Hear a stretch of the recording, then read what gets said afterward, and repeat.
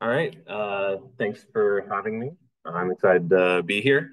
So this is joint work with a master's student of mine who graduated in the summer, Mira Thacker and Felipe Ferral at the University of Florida, who a lot of you probably know.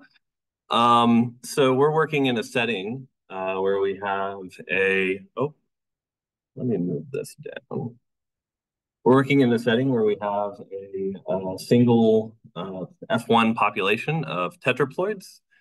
And we are also working in a setting where we have a single biallelic marker, where the genotype of each individual is the dosage of one of the two alleles. So if the two alleles are cap A and lowercase a, for example, the number of lowercase a's is the genotype for that individual.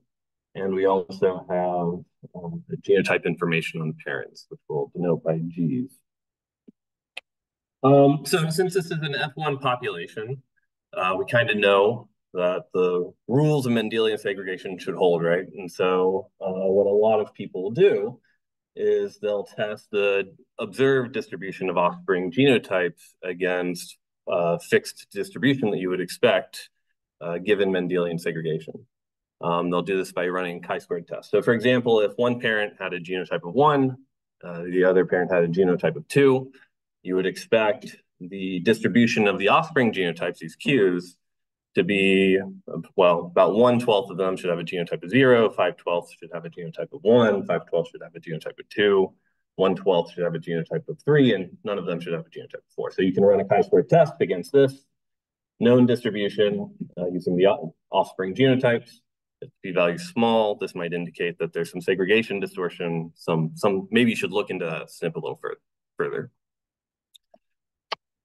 So there's a couple issues with running the chi-squared test.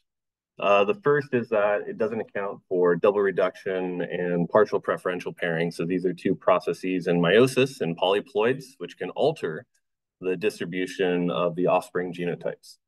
So if you run this chi-squared test and you're not accounting for these two processes and you get a small p-value, it might be because there's segregation distortion, or it might be because it's picking up the effects of double reduction and partial preferential pairing.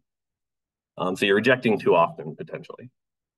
Another issue is that the chi-squared test assumes that the genotypes of the offspring are known.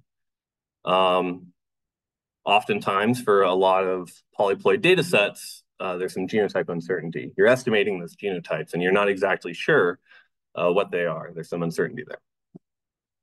So if you ignore genotype uncertainty by estimating the genotype of the offspring by the posterior mode, say, and then tabulating those genotypes and running the chi-squared test, well, the estimated genotypes will be a little distorted from the true genotypes. And again, you might be rejecting too often. So our goal was to account for double reduction, preferential pairing, and genotype uncertainty and test for segregation distortion. So accounting for genotype uncertainty is, at least conceptually, pretty simple. Instead of using the known genotypes, use the genotype likelihoods. A lot of the genotyping programs out there return genotype likelihoods, the probability of the data given all the possible different genotypes for the individuals. So you can choose one, polyrad, fit poly, up dog, and use the genotype likelihood to marginalize out the unknown genotypes.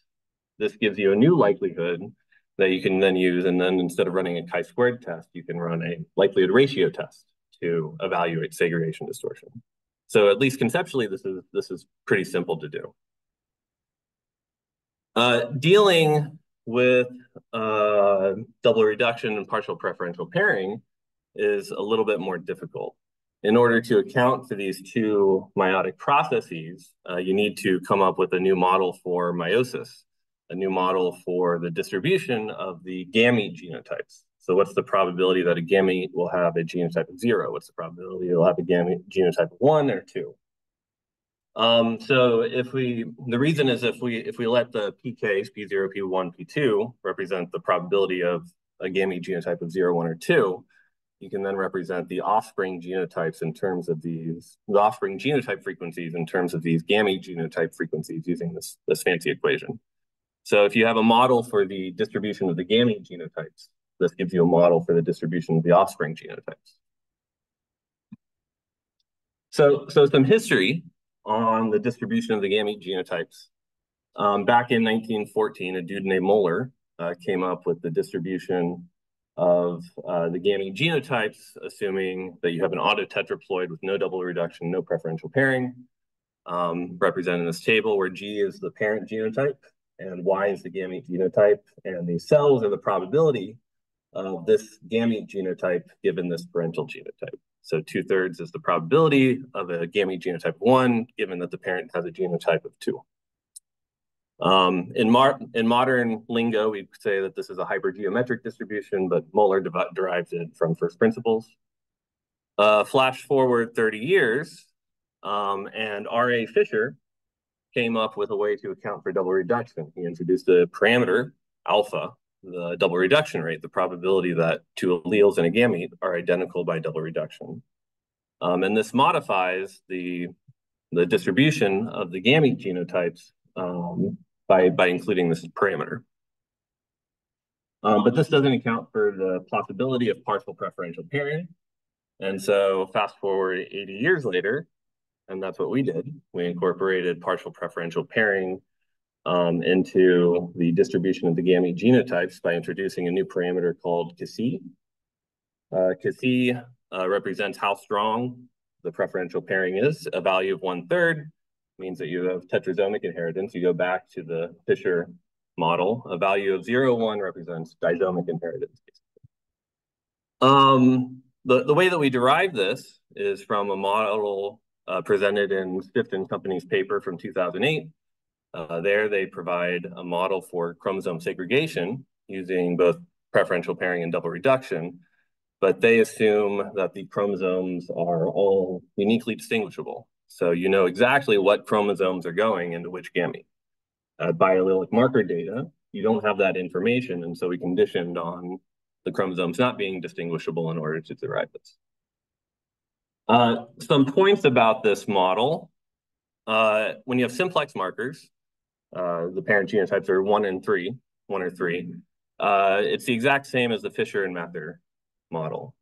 So partial preferential pairing, at least when you're only considering a single biallelic marker, only shows up when the parent genotype is 2.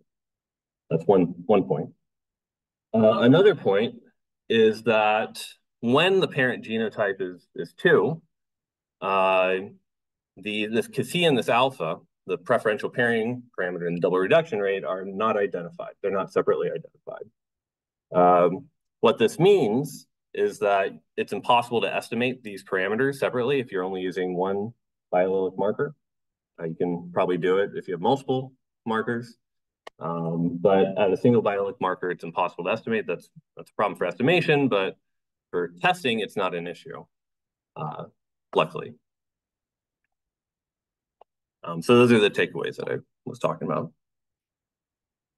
So using this new model, we developed 2 testing approaches: a likelihood ratio test, standard approach. The only thing about this is that a technical note, sometimes the parameters are on the boundary of the parameter space, and this affects the regularity conditions for the distribution of the likelihood ratio test statistic. And so it's going to be conservative. It's going to be controlling for type 1 error, but it might not be as powerful as what it could be. We also did a Bayesian testing approach. There's a lot of advantages to a Bayesian testing approach. Perhaps the biggest one practically is that you can incorporate prior information. So if you know that there isn't a lot of preferential pairing, you can incorporate that into a prior distribution to improve your testing. So Bayesian test, instead of returning a p-value, you get a Bayes factor, a ratio of the marginal likelihoods under the 2 hypotheses. Practically, when the log Bayes factor is greater than 0, then the null is supported, no segregation distortion. When it's negative, the alternative is supported, segregation distortion. So here's an example of the likelihood ratio test versus the chi-squared test. When the null is satisfied, there's no segregation distortion, and different values of alpha and Kc. These are QQ plots against a uniform distribution. When the null is true, p-values should follow a uniform distribution. So these should all lie on the y equals x line. They do for our likelihood ratio test, but for the chi-squared test, this indicates that they're anti-conservative. So they're rejecting too much, except in the situation when alpha is equal to 0, no double reduction, and c equals 1/3, no preference. And the Bayes factor under the same conditions is positive, supporting the null hypothesis. When we introduced genotype uncertainty, we ran the chi-squared test by tabulating the posterior mode genotype. And the orange is in the case when there's no double reduction, no preferential pairing. And even in the orange case, which the chi-squared test is assuming, it's rejecting too much. And the reason is that the genotype uncertainty is distorting the empirical genotype frequencies. And so you're picking up that distortion through this test. Whereas our likelihood ratio test, it's conservative, at least. It's above the y equals x line. So it's controlling for type 1 error. And then again, the Bayes factors are positive, supporting the null hypothesis. So we ran this on some real data. These are 240 blueberries from an F1 population from a previous paper. This is just for chromosome 1. Down here, this is a histogram of the log Bayes factors, where the red dashed line is 0. So they're all mostly positive, which they should be because this is an F1 population. And there are a few loci, which indicate some segregation distortion. You can look at those loci to see what's going on there. If you were to run just the chi-squared test tabulating posterior mode genotypes and use the Q-value package, that would indicate that only 7.5% are null. So it's saying that most of them are having segregation distortion in this data set. And our likelihood ratio test is saying the opposite. Most of them are not indicating segregation distortion. So this is going to come out eventually in a package called Mendez, Mendelian segregation using Bayesian tests. Here's a picture of Felipe and Mira, and thank you to my funding. So thank you.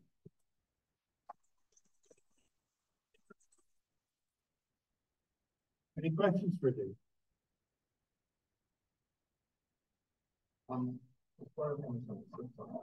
Your inferring of the parameters from the spectrum.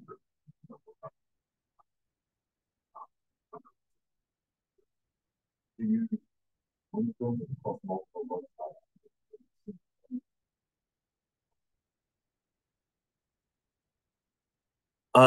Yeah. So the question is saying, well, we have two parameters that we're inferring. Are we inferring separate values at different loci, or are we using the same value at all loci? So you can do either. Here, we're allowing, the double reduction rate varies along the chromosome, right? And so we're allowing that to vary. The nice thing about this is that you could probably, we might eventually work it out so that you can estimate where along the chromosome that varies and then use that in order to improve the test.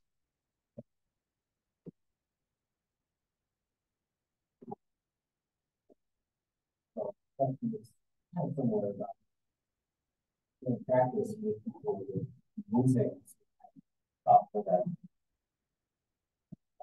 using the markup model.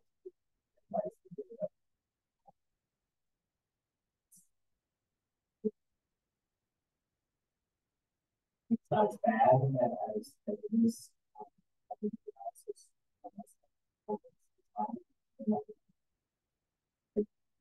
They can try and combine the two technologies.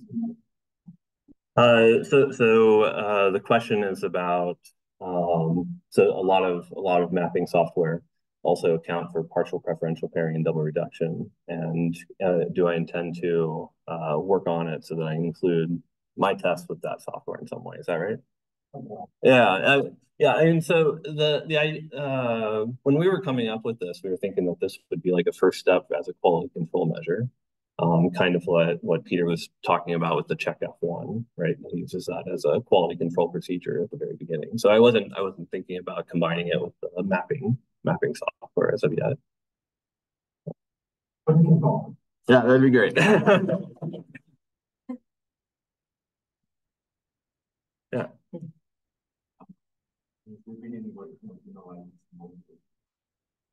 Oh yeah, so the question is about whether this would be generalizable to multi-allelic markers. So I haven't thought about that.